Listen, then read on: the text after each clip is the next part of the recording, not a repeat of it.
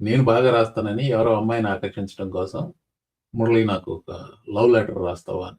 ఏముంది ఈడు నన్ను అడిగాడు కదా అని చెప్పేసి చాలా ఉప్పొంగిపోయి నేను ఉత్తరం రాశాను. Here is the problem. ఆ ఉత్తరం చదివి అడిగి పడిపోయింది ఈ అమ్మాయి. నేను 'మోహన మురళి గానలహరి' నిర్వహించిన సమయంలో అంటే దాదాపు 7.5 ఇయర్స్ చేశాను కదా!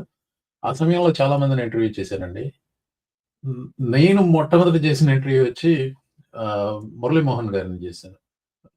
'మోహన Murali' first interview is Murali Mohan. యాదృచ్ఛికం అంతే.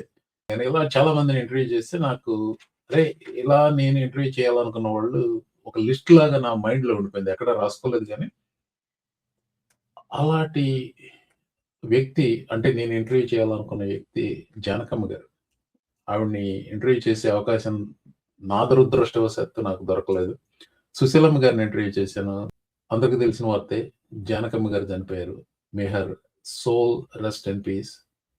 ఈ సందర్భంగా ఆవిడని నేను నాకు తోచిన విధంగా గుర్తు చేసుకోవాలని ఈ చిన్న వాక్యాలు.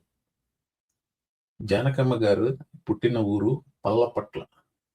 నేను పుట్టిన ఊరు రేపల్లె. 16 అణాల తెలుగు ఆడపడుచు. మద్రాసు వెళ్లారు. అక్కడ అన్ని భాషల్లోనూ దాదాపు మీరు వికీపీడియా అలాంటివన్నీ చూస్తే 48,000 సాంగ్స్ పాడారని ఉంటుంది. నాకు డౌట్ అండి. ఆ నంబర్ మీద డౌట్. ఇంకో ఒక నంబర్ చూశాను. ఒక 20,000 పాటలు ఏదో పాడారు. అంటే ఓకే. అంతవరకి నమ్మొచ్చు. అంటే ఇది ఎందుకు చెప్తున్నానంటే I'm always sceptical about number of songs. బాగా అతిగా ఎక్కువగా పాడిన వాళ్ళు ఎన్ని వేలకు వేలు ఆ లెవెల్‌లో 48, 50,000 పాడగలిగిన వాళ్ళు నా ఉద్దేశంలో కేవలం ఒక ఎస్‌పి బాలసుబ్రహ్మణ్యం గారు మాత్రమే పాడి ఉంటారని చెప్పి నేను అనుకుంటున్నాను నేను. ఎగ్జాక్ట్ నంబర్ ఆయనకి కూడా తెలిసి ఉండకపోవచ్చు. Unless he kept a meticulous record of it. It doesn't matter. Anyway side tracking on that. So ఆవిడ పాటలంటే నాకు చాలా ఇష్టం. సుశీలమ్మ గారి నీకు బాగా ఇష్టమా? జానకమ్మ గారి పాటలు ఎక్కువ ఇష్టమా అని నన్ను అడిగితే హార్డ్ టు చూజ్ కానీ స్లైట్ ఎడ్జ్ జానకి గారికే ఇస్తాను నేను. ఆవిడ గొంతులో మాధుర్యం ఉంది. ఆర్ద్రత ఉంది.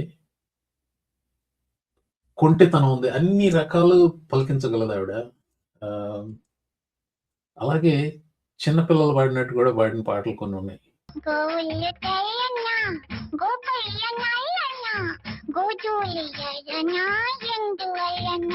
గోవుళ్ళు తెల్లన గోపయ్య నల్లన గోధూళి ఎర్రన ఎందువలన ఒక చిన్నపిల్లాడు పాడినట్టు పాట దిగిందండి.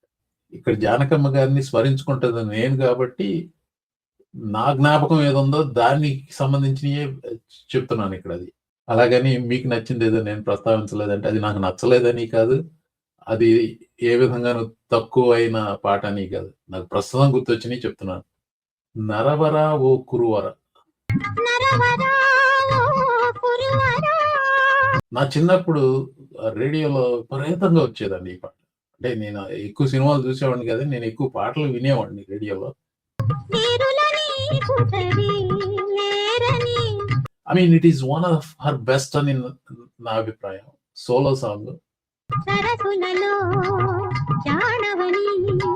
నర్తనశాల సినిమాలో నరవర ఓ కురువర.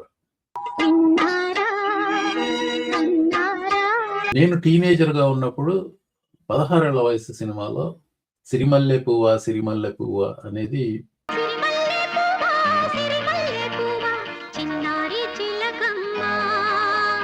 అది ఒక సూపర్ డూపర్ హిట్.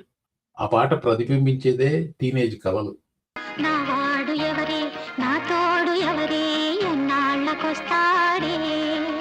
బాలమిత్రుల కథలోని గున్న మామిడి కొమ్మ మీద గూళ్ళు 2 ఉన్నాయి.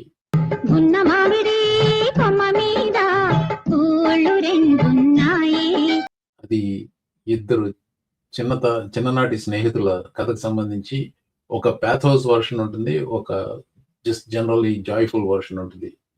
ఒక గూటిలోన రామచిలక ఉంది, ఒక గూటిలోన కోయిలుంది.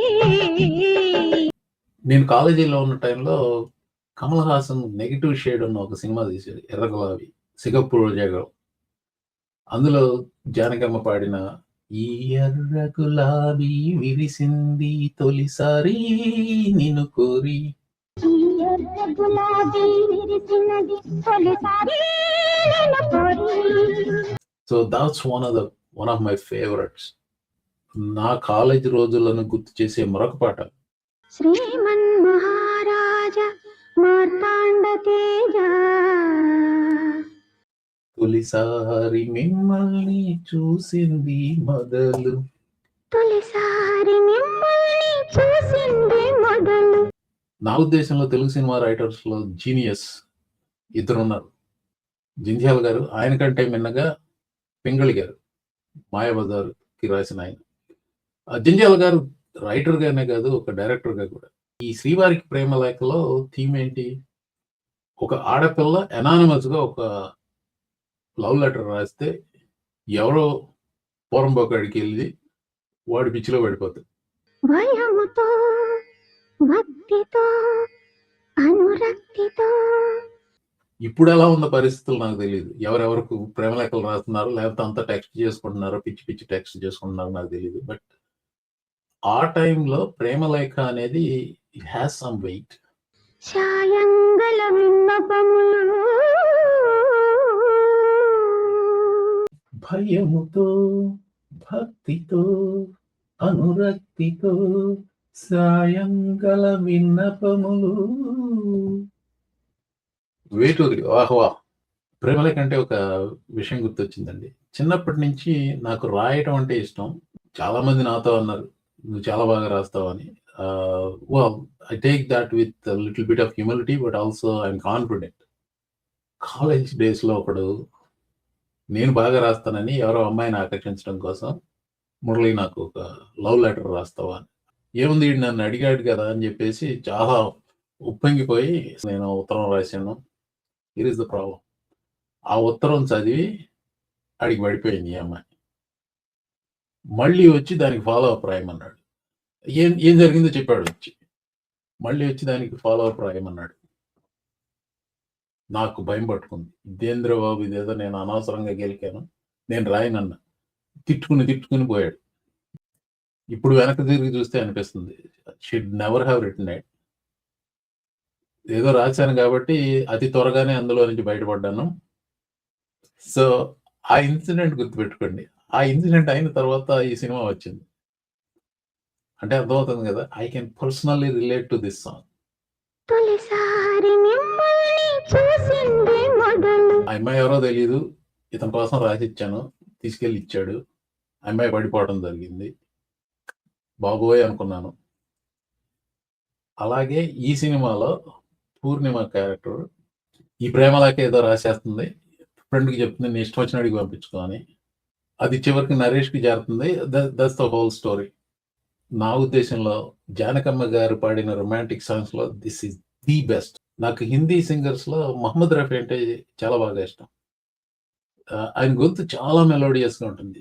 అంటే కిషోర్ కుమార్ అన్న ఇష్టం, అంటే ఇట్స్ ద సేమ్ రిలేషన్షిప్ అండి. మహమ్మద్ రఫీ, ఘంటసాల అనుకుంటే కిషోర్ కుమార్ వచ్చి SP Balasubrahmanyam. I like all four of them. So same way భలే తమ్ముడు సినిమాలో ఈ పాట, నేందే తెలిసింది ఈ నాందే తెలిసింది. మహమ్మద్ రఫీ గారు ఆ పాట అంటే నాకు చాలా ఇష్టం.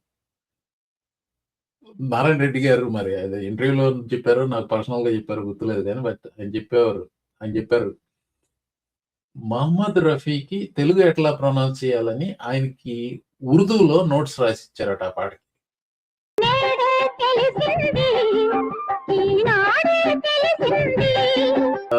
ఆ పాటలో రఫీక్ అంతా నాకు బాగా నచ్చింది, అందులో జానకమ్మ గారు.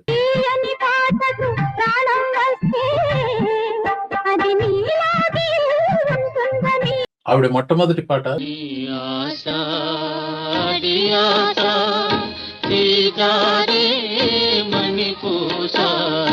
నీ ఆశ అడియాశ చేజారే మణిపూస బ్రతుకంతా అమావాస లంబాడోళ్ల రామదాస అనేది కదా.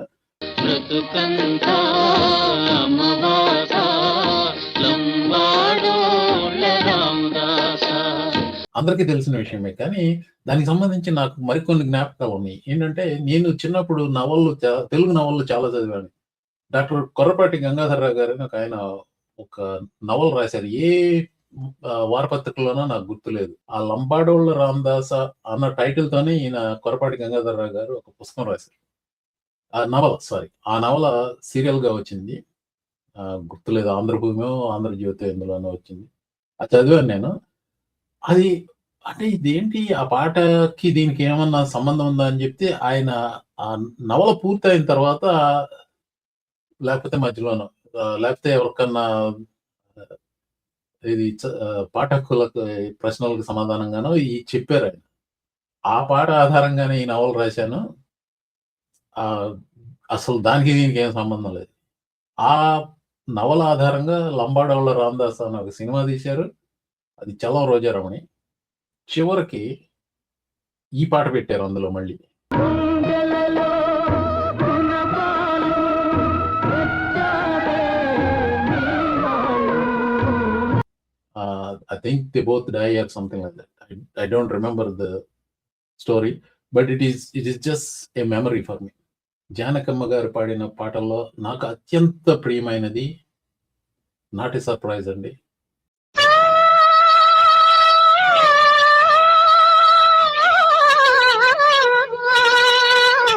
నీ లీల పాడెద దేవా. నీల పాడెద దేవా